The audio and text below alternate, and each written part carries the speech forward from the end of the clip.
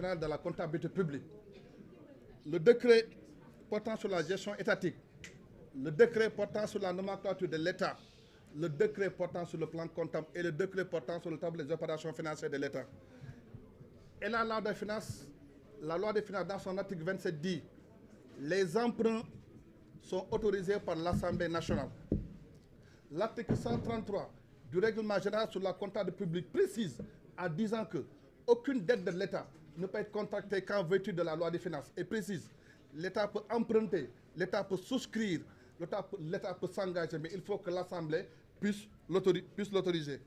Et lorsque l'Assemblée l'autorise, on l'écrit noir sur blanc dans la loi des finances. Comme par exemple cette année, si vous allez au niveau de la loi des finances, on dit pour l'année 26, le ministre des Finances est autorisé à contracter des emprunts, à recevoir des dons, à lever des ressources de trésorerie au nom de l'État du Sénégal pour 6 milliards, 6 266 milliards, 6 075 milliards besoin de trésorerie et 159 milliards pour les dons. Maintenant, ces financements pourront être mobilisés sur le marché national et le marché international. L'Assemblée l'autorise en les mettant sur la loi des finances. Maintenant, comment ils ont fait? Dès l'instant que l'Assemblée autorise, l'État a 6 mois d'emprunter. L'État peut emprunter en dehors du Sénégal, sur l'international. Dette bilatérale, c'est entre pays. Dette multilatérale, c'est entre le Sénégal et une institution financière internationale. Et les eurobonds, ce sont les appels publics à l'épargne exprimés en devises. Maintenant, sur le plan intérieur, donc lorsqu'on parle d'intérieur, on fait référence à l'UEMOA. Les 8 pays, Bénin, Burkina, Côte d'Ivoire, Guinée-Bissau, Mali, Niger et Sénégal et le Togo. Pour cela, l'État a 4 moyens. D'abord, les bons du Trésor qui sont vendus à 1 million. Les obligations du Trésor qui sont vendues en 10 000. Et maintenant, enfin, l'emprunt bancaire. Chers journalistes, c'est au niveau de l'emprunt bancaire que le carnage financier a été réalisé pour 4 850 milliards. Ouvrez le rapport de la Cour des comptes à la page 37 et à la page 38. D'abord, ce sont les crédits directs sous forme de l'aide de confort et certificat d'attestation budgétaire pour 4 065 milliards. Deuxièmement, les certificats nominatifs d'obligation pour 564 milliards pour le principal, plus des intérêts de 59 milliards que l'État doit encore supporter. Et enfin, la substitution de débiteurs. L'État s'est substitué à la part de 20 entreprises pour 238 milliards. Voilà comment le carnage financier s'est opéré.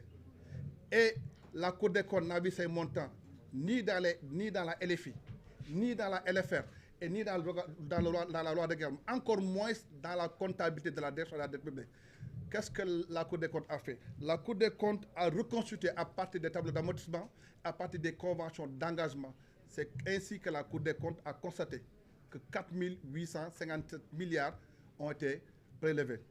Maintenant, les effets, je vais terminer par là. Rien que pour cette année, pour la dette, le service de la dette, le Sénégal rembourse 12 milliards par jour. En 2025, le déficit budgétaire était 1 695 milliards.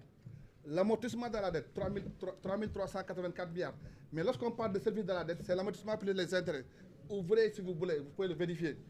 L'année dernière, l'intérêt c'était 1057 milliards.